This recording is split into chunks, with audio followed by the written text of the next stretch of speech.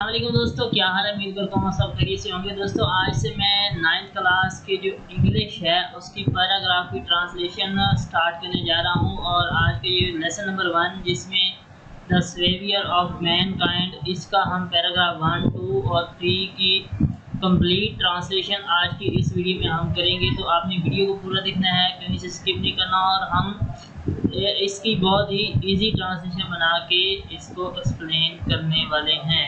तो अभी वीडियो शुरू करने से पहले आपसे एक छोटी सी रिक्वेस्ट है कि अगर आपने अभी तक मेरे चैनल को सब्सक्राइब नहीं किया तो सब्सक्राइब कर दें और इस वीडियो को अभी से लाइक कर दें, क्योंकि ये वीडियो बहुत ज़्यादा इंटरेस्टिंग साबित होने वाली है। तो यहाँ पे पैराग्राफ नंबर 1 है, इसको बकायदगी से अभी शुरू इसका आगाज़ करते हैं और ये मैं मुकम्मल कर दूँगा 2 से 3 वीडियो के अंदर। तो यहाँ पे सबसे पहले स्टार्ट होता है, Arabia is the land of unparalleled charm and beauty with its trackless deserts of sand dunes in the dazzling rays of tropical sun। तो आपने एक चीज़ नोट करनी है कि आपने हर एक अलग अलग वर्ड का अलग अलग आपने उसका मीनिंग समझना है कि उसमें उसका मतलब क्या है। Arabia is the land, land कहते हैं ज़मीन को, ऑफ अनपैरेलल्ड, जिसमें ये अनपैरेलल्ड का मतलब है बेमिसाल, चार्म, चार्म का मतलब है दिलकश, खूबसूरत, सही है, एंड ब्यूटी और हुस्न जमाल की, with its trackless deserts, trackless का क्या मतलब है, गुमनाम, जिनका कोई अता पता ना हो, ट्रैकलेस डिजर्ट्स, गुमनाम रस्तों वाले, ट्रैकलेस गुमनाम रस्ते, सही है। और डिजर्टर किसको कहते हैं, सहरा को। ऑफ सैंड ड्यून्स, सैंड किसको कहते हैं, रेत के, और ड्यून्स टेले, रेत के टेलों के, in the dazzling rays of the tropical sun, dazzling rays वो होती हैं जो आँखों को चुभती हैं, ठीक है, बहुत ज़्यादा तेज़ झंझिया देने वाली किरणों में, सही है, ऑफ द ट्रॉपिकल सन, तंदो तेज़ सूरज की। तो इस तरह आपने इसका तर्जुमा करना है, एक एक वर्ड का अलग अलग आपको मीनिंग पता होना चाहिए। Arabia is a land of unparalleled charm and beauty with its trackless desert of sand dunes in the dazzling rays of tropical sun। अरब एक बेमिसाल दिलकशी और हुस्न जमाल की सरजमीन है जिसमें इंतहाई तंदो तेज सूरज में आंखों को चंदिया देने वाली किरणों में रात के टीलों के गुमनाम रस्तों वाले सहरा हैं। उसके बाद है इट्स स्टारी स्काई, इसका जो है तारों भरा, मतलब तारों भरा आसमान, स्टारी स्काई तारों भरा आसमान, हैज़ एक्साइटेड द इमेजिनेशन, ने उभार दिया है किसको, तसव्वुर को, ऑफ पोइट्स, शोरा के, एंड ट्रैवलर और मुसाफिरों के, शायरों के और मुसाफिरों के तसव्वुर को उभार दिया है किसने, इसके तारों भरे आसमान ने। इट्स स्टारी स्काई, इसके तारों भरे आसमान ने, हैज़ एक्साइटेड उभार दिया है, द इमेजिनेशन तसव्वुर को, ऑफ पोइट्स शायरों के, एंड ट्रैवलर मुसाफिरों के। इस तरह आपने तर्जुमा करना है, एक एक वर्ड को समझिए। उसके बाद लिखा हुआ है, it was in this land, यही वो सरजमीन है, यही वो सरजमीन है, दैट द रसूल सल्लल्लाहु अलैहि वसल्लम वाज बोर्न, जिसमें हज़रत मोहम्मद सल्लल्लाहु अलैहि वसल्लम पैदा हुए थे। इन द सिटी ऑफ मक्का, मक्का के शहर में, विच इज़ अबाउट, जो कि वाक़या है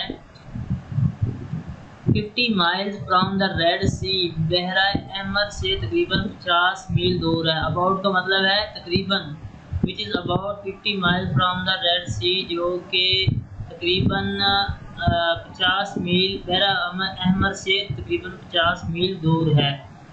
तो ये है पैराग्राफ 1। तो अभी नेक्स्ट पैराग्राफ 2 देखते हैं और उसकी ट्रांसलेशन शुरू करते हैं। तो इसमें लिखा है, the Arabs possessed A remarkable memory and were N eloquent people. इसमें लिखा हुआ है कि अरब जो हैं वो गैर मामूली हाफिज़ा के मालिक थे और फसीह बलीग लोग थे। अरब पोजेस कहते हैं मालिक को, पोजेस्ड ए रिमार्केबल गैर मामूली, memory Hafiza, and were N eloquent people और फसीह बलीग लोग थे। Their eloquence and memory found expression in their poetry। उनकी जो बलागत, फसीह बलीग है ना, तो उसका बलीग का जो है वो है बलागत, उनकी वज़ाहत और बलागत या फसीह व बलागत एंड मेमोरी और यादाश्त, फाउंड एक्सप्रेशन का इजहार इन देयर पोइट्री उनकी शायरी में मिलता है। फाउंड एक्सप्रेशन फाउंड का मतलब मिलता है, एक्सप्रेशन इजहार इन देयर पोइट्री उनकी शायरी में। इसके बाद है every year a fair was held for political competition at Ukaz. Every year हर साल ए फेयर वाज हेल्ड एक मेला मुनक्कद होता था फॉर पोलिटिकल शेर शायरी कंपटीशन मुकाबले के लिए, शायरी के मुकाबले के लिए एट उकाज उकाज के मुकाम पर। उकाज के मुकाम पर शायरी के मुकाबलों का मेला मुनक्कद होता था।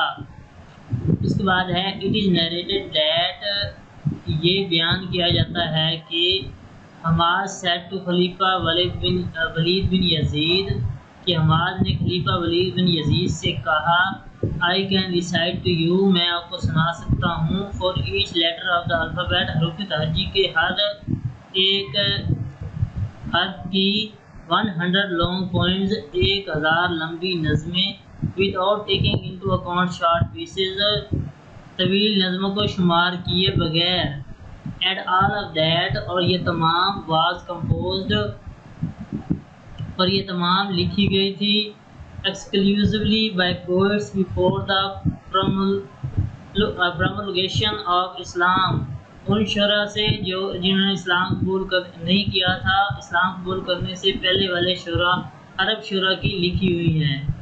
तो इसको आप एक जुमला बना सकते हैं कि ये बयान किया जाता है कि हमाद ने खलीफा वलीद बिन यजीद से कहा मैं हरूफ तहज्जी के हर हर्फ की मुख्तसर नज़मों को शुमार किए बगैर 100 तवील नज़में आपको पढ़कर सुना सकता हूँ और ये सब की सब इस्लाम की तबलीग से कबल सिर्फ और सिर्फ अरब शुरा की लिखी हुई हैं। इसमें मैं आपको एक एक वर्ड का मीनिंग बताता हूँ। इट इज़ नरेटेड का मतलब है बयान किया जाता है that Hammad said to Khalifa Walid bin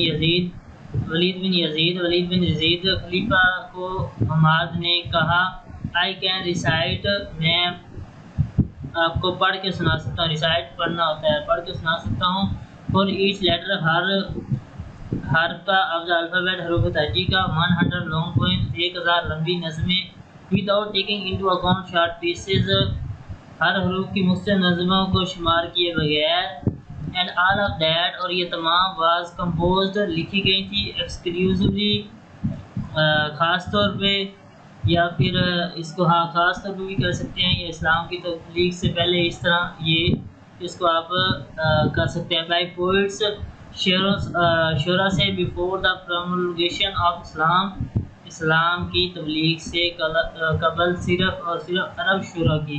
exclusively का क्या मतलब है? सिर्फ और सिर्फ अरब शुरा की लिखी हुई हैं। तो इसके बाद है it is know small wonder ये कोई मामूली मोइज़ा नहीं है। वंडर से यह मुराद है मोइज़ा that Allah almighty choose the Arabic language कि अल्लाह ताला ने अरबी लैंग्वेज को मुंतखब किया है फॉर हिज फाइनल डिस्पेंसेशन अपने आखिरी पैगाम की तरवीज व अशात एंड प्रिजर्वेशन और उसकी हिफाजत के लिए ऑफ हिज वर्ड अपने आखिरी पैगाम की तरवीज व अशात। इसमें डिस्पेंसेशन का मतलब है तरवीज व अशात एंड द प्रिजर्वेशन और हिफाजत के लिए ऑफ हिज वर्ड अपनी आखिरी पैगाम के लिए अरबी ज़बान को मुंतखब किया है।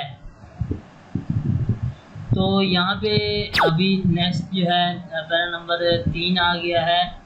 इसमें लिखा हुआ है in the 5th and 6th centuries 5वीं और 6ठी सदी में Mankind stood on the ways of cause के जो नौए इंसानी है वो तबाही के दहाने पर खड़ी थी। इसमें कॉज का मतलब है दहाने और वेज है तबाही। Stood on the ways of cause तबाही कॉज को कहते हैं, ठीक है, वेज दहाने को, एक किनारे को, ठीक है, तबाही के किनारे पर खड़ी थी।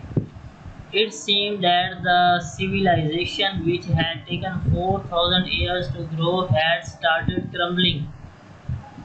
ऐसा मालूम होता था कि तहजीब व तमद्दन जिसने प्रमाण चढ़ने में 4000 साल लिए थे टुकड़े टुकड़े होना शुरू हो गई थी।